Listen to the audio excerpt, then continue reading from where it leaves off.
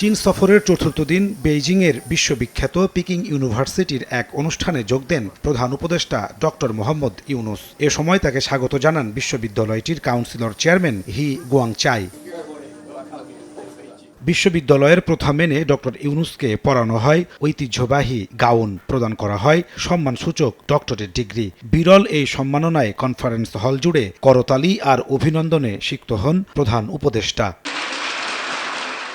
পরে আমন্ত্রিত শিক্ষার্থী ও অতিথিদের উদ্দেশ্যে বক্তব্য দেন অধ্যাপক মোহাম্মদ ইউনুস। শুরুতেই তিনি চাকরির পেছনে না ঘুরে তরুণদের উদ্যোক্তা হওয়ার স্বপ্ন দেখান। বলেন, চাকরির দাসত্ব প্রথা আর ব্যবসা স্বাধীন সত্তার নিয়ামক।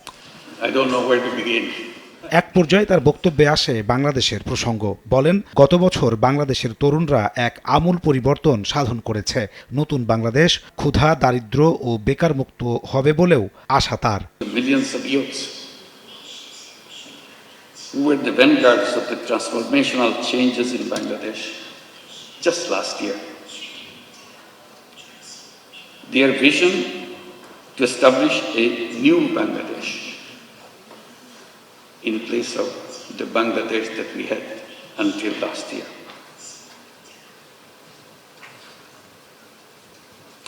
A new Bangladesh which will be free from poverty, hunger, unemployment, and destitution.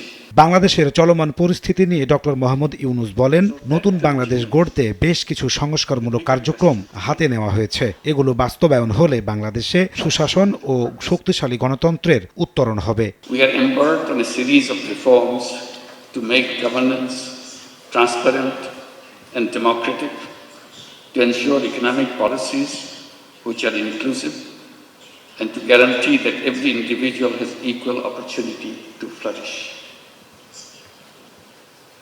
Our reform initiatives are at the top of our priority. Our goal is definite. Our work plan is exhaustive.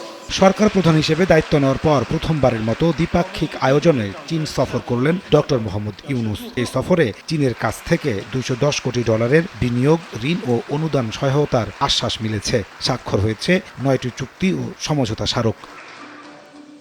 Najmus Salehi, সময় সংবাদ।